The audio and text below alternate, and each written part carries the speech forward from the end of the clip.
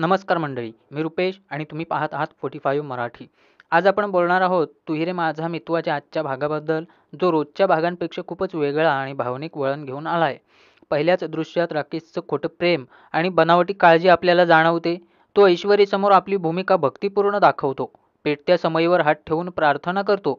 देवाने तिचं ऐकावं अशी विनवणी करतो आणि तिच्या वडिलांच्या प्रकृतीची काळजी घेतो असं दाखवतो. प्रत्यक्षात हा माणूसच अपघात घडवून आणणारा असल्यामुळे त्याच्या डोळ्यातली कपटी नीती लगेच लक्षात येते. पण ईश्वरीला अजून त्याचं खरं रूप माहीत नसल्याने तिच्या मनात त्याच्याबद्दल करुणा आणि काळजी निर्माण होते.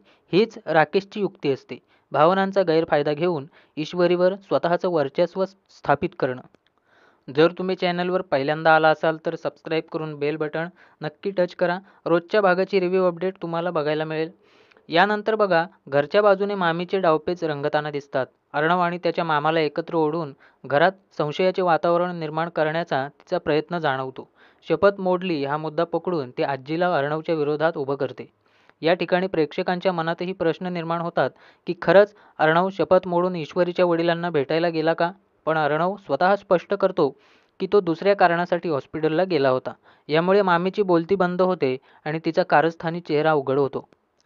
अविनाश आणि पल्लवी यांचं भांडणही महत्त्वाचं आहे.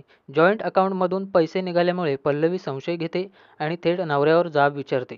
खरं तर हे पैसे मदतीसाठी गेलेले असतात, पण पल्लवीच्या डोक्यात ईश्वरी आणि तिच्या घराबद्दल नापसंती असल्याने ती मुद्दामच विरोध करत राहते.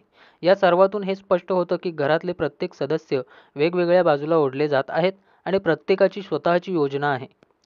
व्हिडिओ आवडत असल्यास लाईक शेअर करा आणि पुढील माहितीसाठी तत्पर राहा. पुढे बघा, ईश्वरीच्या मनात अर्णवबद्दल मात्र द्वंद्व सुरूच असतं. एकीकडे तो तिचा मित्र आहे आणि तिच्या बाजूने उभा राहतो असा विश्वास तिला आहे, पण दुसरीकडे तो का नाही आला, त्याने मदत केली का नाही, याचे प्रश्न तिला सतावतात. या संभ्रमांमुळे प्रेक्षकांचं लक्ष ईश्वरी अर्णवच्या नात्यावर केंद्रित राहतं. राकेशची खेळी मात्र अजून थांबत नाही. ईश्वरीला आपल्याकडे ओढून घेण्यासाठी तो स्वतःचा हात भाजून घेतो आणि स्वतःलाच त्रास करून घेतो. हा प्रकार त्याच्या धोकादायक मानसिकतेचा पुरावा आहे. ईश्वरीची सहानुभूती मिळवण्यासाठी तो कोणतीही मर्यादा ओलांडू शकतो, पण ईश्वरी अजून त्याच्या जाळ्यात पूर्णपणे अडकलेली नाही, कारण तिच्या मनात सतत शंका आणि विचार सुरू आहेत. एकूण पाहता या भागात प्रत्येक पात्राचं वेगळं गणित दिसतं. राकेश कपटीपणा आणि भावनिक खेळ खेळतोय, मामी संशय आणि फूट पाडते, पल्लवी पैशाच्या मुद्द्यावर घरात तणाव निर्माण करते, तर अर्णव शांत राहूनही आपल्या नात्याचं रक्षण करण्याचा प्रयत्न करतोय. यामुळे प्रेक्षकांना पुढे काय घडेल याची उत्सुकता राहते. राकेश अजून किती भयानक पाऊल उचलेल? ईश्वरीला त्याचं खरं सत्य कळेल का? अर्णववर घरचे पुन्हा विश्वास ठेवतील का? हे पाहणं आता रोचक ठरेल. राकेशने रचलेल्या कटकारस्थानांनी गुंफण आता इतकी घट्ट बांधलेली आहे की ईश्वरीच्या मनात अर्णवच्या विरोधात ठाम गैरसमज निर्माण होतो. सुरुवातीला तो ईश्वरीच्या भावनांशी खेळतो. तिच्या वडिलांच्या अपघातासाठी थेट अर्णवला जबाबदार ठरवतो. संजय काकांनी कानाखाली मारली म्हणूनच अर्णवने बदला घेतला, हा मुद्दा उचलून धरतो राकेश. तो ईश्वरीसमोर संशयाचं बीज पेरतो. खोटं इतक्या आत्मविश्वासाने सांगितलं जातं की खरं वाटावं, हाच राकेशचा मोठा डाव असतो. यानंतर टीव्हीवर येणारी न्यूज ही कथानकातील टर्निंग पॉईंट ठरते. व्हिडिओमध्ये गाडीचा नंबर, अर्णवचा कोट सगळं दिसतं, पण चेहरा मात्र स्पष्ट नसतो. हीच बाब खरा संशय वाढवणारी ठरते. प्रेक्षकांना लगेच जाणवतं की हा व्हिडिओ फेरफार केलेला, एडिटेड आहे, पण ईश्वरीच्या नजरेत मात्र तोच पुरावा ठरतो. गाडी त्याचीच आहे हा तपशील इतका ठळकपणे दाखवला जातो की तिच्या मनात विश्वास बसतो की खरंच अर्णवने तिच्या वडिलांना ठार मारण्याचा प्रयत्न केला. इथे राकेशचा डाव यशस्वी झाल्यासारखा दिसतो. घरच्या बाजूनेही गोंधळ अधिकच वाढतो. मामी, जी आधीपर्यंत अर्णव ईश्वरीच्या कुटुंबाला मदत करत असल्याच्या शंकेवर होती, ते आता न्यूज पाहून त्याच्यावर दोष ठेवायला सुरुवात करते. आकाश, अंजली, पल्लवी सगळेच धक्का खातात. हो, गाडी माझीच आहे, पण हे शक्यच नाही, असं अर्णव सांगतो. पण त्याचं बोलणं कुणालाच पचत नाही. इथे लेखकाने एक हुशार ताण निर्माण केलेला आहे. प्रेक्षकांना सत्य माहीत आहे, पण पात्रांच्या डोळ्यात मात्र गैरसमजाचं जाळं घट्ट होतं. अविनाश मामाचा दृष्टिकोन वेगळा दिसतो. तो परिस्थिती समजून घेण्याचा प्रयत्न करतो आणि पल्लवीवरही ओरडतो. त्याला जाणवतं की ही सगळी एक खेळी आहे, पण पुरावे इतके ठोस वाटतील अशा पद्धतीने मांडलेले आहेत की त्याचाही विश्वास डळमळीत होतो. ईश्वरीची एंट्री इथे निर्णायक ठरते. आत्तापर्यंत ती गोंधळलेल्या अवस्थेत होती, पण टीव्हीवरील पुरावे आणि राकेशचे शब्द ऐकून ती अर्णवच्या विरोधात उभी राहते.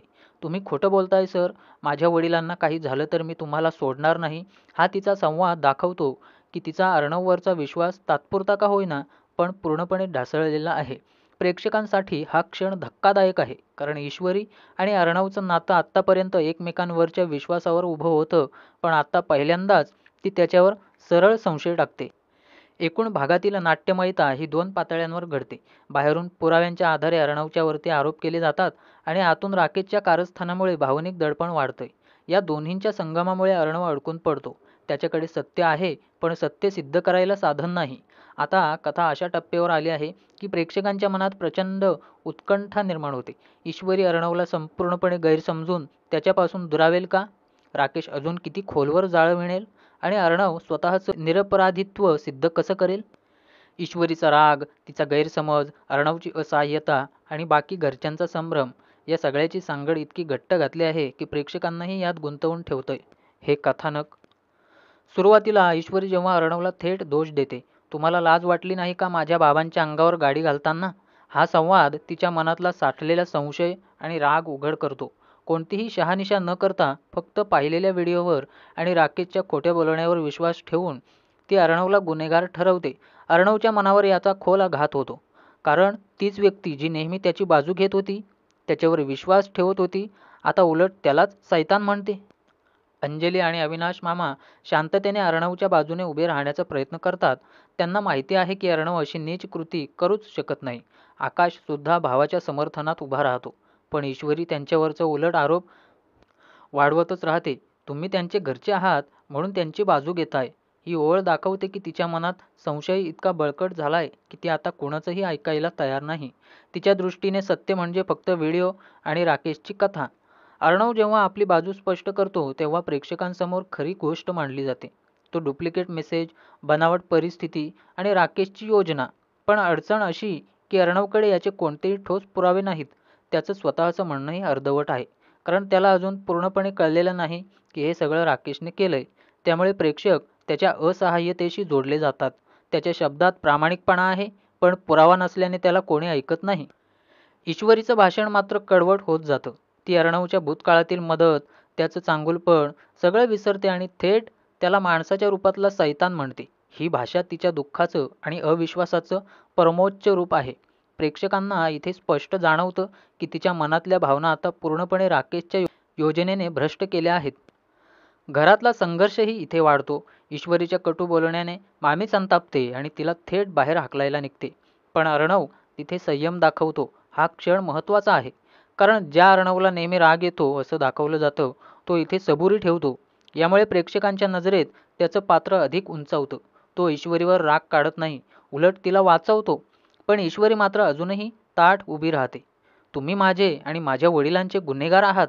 हा तिचा संवाद दाखवतो की आता ती पूर्णपणे अर्णवच्या विरोधात उभी आहे. हे वळण म्हणजे अर्णव ईश्वरीच्या नात्याला एक गंभीर फटका. त्यांच्या विश्वासाच्या भिंतीवर मोठी तडी गेलेली आहे. आजच्या या भागाचं सौंदर्य म्हणजे भावनांचा संघर्ष. अर्णवची सत्याची लढाई अजून सुरुवातीच्या टप्प्यात आहे. ईश्वरी पूर्णपणे गैरसमजात अडकलेली आहे आणि घरचं वातावरण एकदम विद्रोहाच्या उंबरठ्यावर आहे. राकेश मात्र अदृश्यपणे विजयी होत चाललाय.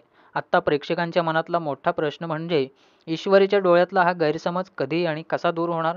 अर्णव स्वतःची निर्दोषता सिद्ध करण्यासाठी कोणता मार्ग निवडेल? आणि जेव्हा सत्य बाहेर येईल तेव्हा ईश्वरीच्या पश्चात्तापाचं रूप किती गहीर असेल?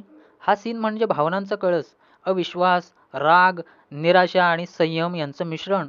पुढचे भाग याच गैरसमजाच्या पायावर थरारक वळण घेतील यात शंका नाही. तर मग मंडळी, आज दिनांक 18 ऑगस्ट 2025च्या या खास रिव्ह्यूला इथेच थांबवूया. पुढच्या भागात अजून मोठा ट्विस्ट उलगडणार आहे. म्हणूनच चॅनलला लाईक, शेअर, सबस्क्राईब करून अपडेटेड राहा. धन्यवाद.